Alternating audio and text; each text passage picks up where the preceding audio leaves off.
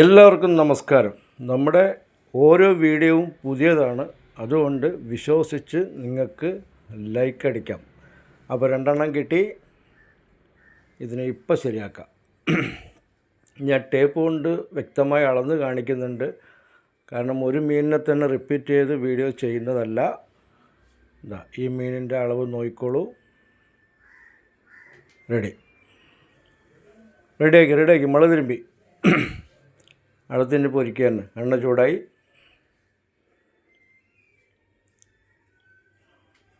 ഇത് ഒരുപാട് മുറുകാൻ പാടില്ല, ഒരു നേരിയ പദത്തിലെടുക്കണം.